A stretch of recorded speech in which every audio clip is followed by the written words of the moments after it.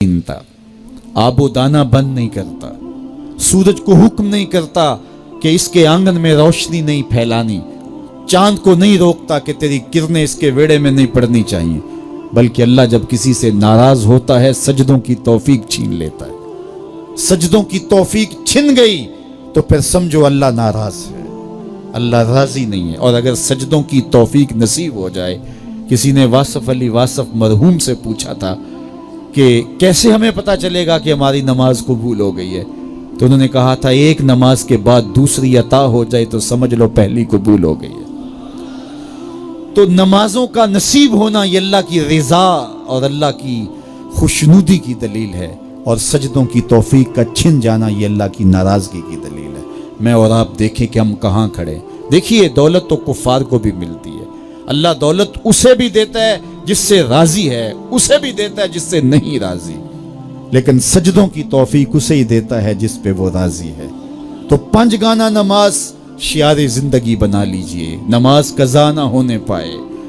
कयामत के दिन बेनमाजी उस सफ में खड़ा होगा जिस सफ में नमरूद खड़ा होगा, जिस सफ में हामान खड़ा होगा, कारून खड़ा होगा, शद्दाद खड़ा होगा। मुझे बताइए हम में से कोई ये गवारा करता है हम उस सफ में खड़े कर दिए जाएं जहां दुश्मनाने खुदा खड़े हों? आज कोई नमाज पढ़े या ना पढ़े, हशर के दिन हुक्म होगा कि अल्लाह के हुजूर सजदा करो। हर कोई सजदा करना चाहेगा, जो नहीं पढ़ता वो भी करना चाहेगा, लेकिन बेनमाजी की कमर अकड़ जाएगी, वो आरजू रखने के बावजूद सजदा नहीं कर पाएगा। कुरान बताता है कुछ लोग जहन्नम को धकेले जा रहे होंगे, उन्हें कुछ लोग पूछेंगे मा सलकाकुम फी सकर, तुम जहन्नम को क्यों जा रहे हो, क्या हुआ तुम्हें? तो वो जवाब में क्या कहेंगे, लम नकु मिनल मुसल्लीन, हम नमाज नहीं पढ़ा करते थे। सबसे पहला हिसाब कयामत के दिन जो बंदे से लिया जाएगा वो नमाज का लिया जाएगा। पहला सवाल बंदे से ये होगा। यार चिड़ियां भी रब की तस्बीह बोलें और अशरफुल मखलूकात सोया रहे। जब सुबह का वक्त होता है हशरातुल अर्ज़ भी बिलों से निकल के रब की तकदीस के तराने पड़ रहे होते हैं। दरख्तों की शाखों पे चिड़ियां परिंदे वो भी अल्लाह की तकदीस के तराने पड़ रहे होते हैं। हशरातुल अर्ज़ भी उसकी तकदीस के गीत गा रहे होते हैं और अशरफुल मखलूकात खराटे ले रहा हो। इससे बड़ी बदनसीबी क्या हो सकती है? आइए पांच गाना नमाज शियारे जिंदगी बना ले। इस मजलिस में अगर कोई बेनमाजी है तो आज अज़्म मुसम्मम करके यहाँ से लौटे कि आज के बाद नमाज नहीं छोड़ूंगा। और अगर आप पांच गाना नमाज की आदत रखते हैं तो आपको मुबारक हो, लेकिन ये अज़्म करके जाइए अपने घरों में, अपने अज़्ज़ा व अक़रबा और अपने दोस्तों में इस जोर से तलकीन और ताकीद करेंगे नमाज की कि वो पक्के नमाजी बन जाएंगे। बंदा बंदगी से सजता है, जिंदगी आमद बराए बंदगी, जिंदगी बेबंदगी शर्मिंदगी। अगर जिंदगी में बंदगी नहीं तो जिंदगी के पल्ले है क्या?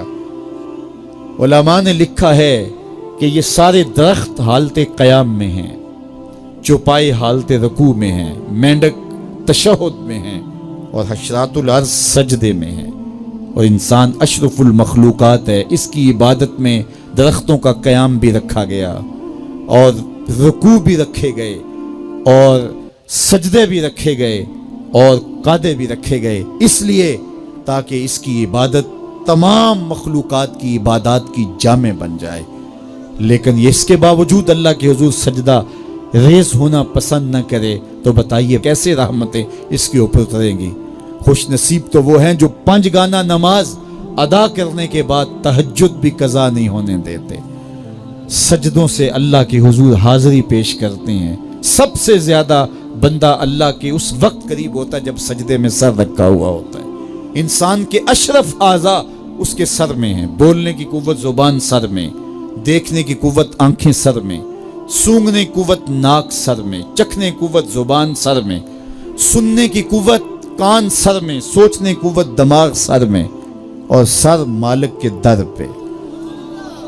नाक भी रगड़ रहा है, पेशानी भी रगड़ रहा है और जुबान से क्या कह रहा है, सुबहान रब्बियल आला, मालिक मुझसे नीचे कोई नहीं, तेरे से बाला कोई नहीं। इंसान को बंदगी का ज़ौक़ जब नसीब हो जाता है, जब उसके हुजूर बंदा झुकने लग जाता है तो फिर वो किसी के आगे नहीं झुकता। वो एक सजदा जिसे तू गरां समझता है, हजार सजदे से आदमी को देता है नजात। हज़रत मुआविया रज़ी अल्लाह ताला अन्हु की मरवियात से है کہ اللہ تعالیٰ جل شانہ جس کی بہتری کا ارادہ کرتا ہے اس کو دین میں سمجھ عطا کر دیتا ہے، اس کو دین میں فقاہت نصیب کر دیتا ہے۔ دولت کا کثرت سے مل جانا یا نہ ملنا یہ کوئی بات نہیں ہے۔ دولت اللہ انہیں بھی دیتا ہے جن پہ راضی ہوتا ہے، اور انہیں بھی دیتا ہے جن پہ ناراض ہوتا ہے۔ قارون کو دولت دی، فرعون کو دولت دی، بادشاہت بھی دی، حامان ہے، شداد ہے، شدید ہے، کتنے کتنے دولت مند اور تخت و تاج کے مالک گزرے، اللہ ان پہ راضی نہیں تھا، لیکن ان کو بھی دولت دی جن پہ راضی تھا۔ حضرت عثمان غنی کو دولت عطا کی، حضرت عبد الرحمن ابن عوف رضی اللہ تعالیٰ عنہ کو صحابہ میں سب سے زیادہ دولت مند حضرت عبد الرحمن ابن عوف تھے، ان کو بھی دولت عطا کی، اور بھی لوگوں کو، حضرت سلیمان کو پیغمبری بھی دی، دولت بھی دی، بادشاہت بھی دی۔ تو دولت وہ اسے بھی دیتا ہے جس پہ راضی ہوتا ہے، اور دولت اسے بھی دیتا ہے جس سے راضی نہیں بھی ہوتا، لیکن فقاہت فی الدین، دین کی سمجھ صرف اسے دیتا ہے جس پہ راضی ہوتا ہے۔ تو جس کو دین کا فہم دے دیا گیا، دین کی سمجھ دے دی گئی، اللہ تعالیٰ اس پہ راضی ہے۔ جس کی بھلائی چاہتا ہے، جس کی بہتری چاہتا ہے، اس کو اللہ تعالیٰ جل شانہ دولت دین دے دیتا ہے اور دین کی سمجھ عطا کر دیتا ہے۔ حضور علیہ الصلوۃ والسلام کا ایک اور فرمان سن لیجئے، جو ایسے راستے پہ چلا جس میں وہ علم کی تلاش کرتا تھا، جو علم طلب کرنے کے لیے کسی راہ کا مسافر ہوا، سہل اللہ لہ بہ طریقا الی الجنہ، تو وہ جنت کے راستے پہ چلا۔ جتنے قدم اٹھاتا ہے وہ جنت کی طرف قریب ہوتا چلا جاتا ہے۔ تو راہ علم کے سفر میں اللہ نے اتنی برکتیں رکھی ہیں۔ حضرت سلیمان علیہ السلام کو اللہ نے اختیار دیا، یا دولت لے لو، یا بادشاہت لے لو، یا پھر علم لے لو۔ ان تین چیزوں میں اللہ نے ان کو ایک چیز اختیار کرنے کا اختیار دیا، یا دولت لے لو، یا بادشاہت لے لو، یا علم لے لو۔ انہوں نے کہا مالک مجھے علم دے دے۔ کہا اچھا تو نے علم کو اختیار کیا، دولت اور بادشاہت اس کے صدقے دے دی۔ ایک زمانے میں ایک ملک نے دوسرے ملک پر قبضہ کر لیا، تو جو بادشاہ وقت تھا اس کو گرفتار کر لیا۔ تو جب گرفتار کر کے دربار میں لایا گیا تو وہ جو دوسرے ملک کا محکوم بادشاہ تھا وہ سامنے کھڑا ہے، تو اس نے اس کو کہا کہ میں بھی چونکہ بادشاہ ہوں اور تم بھی اس سلطنت کے شہنشاہ رہے ہو، تو میں تمہیں قتل نہیں کرتا، تمہیں معاف کرتا ہوں، اور اب اس ملک میں تمہیں کوئی عہدہ دینا چاہتا ہوں۔ اب تم بتاؤ تم کون سا عہدہ قبول کرو گے؟ اب ہمارے حکمران ہوتے ہیں وہ کہتے ہیں وزیر خزانہ لگا دو، لیکن اس نے کہا مجھے معلم لگا دو، مجھے ٹیچر لگا دو۔ تو وہ بادشاہ ہنس پڑا، کہنے لگا پھر دوبارہ بادشاہی چاہتے ہو؟ تو یہ بادشاہی ہے، یہ شہنشاہی ہے۔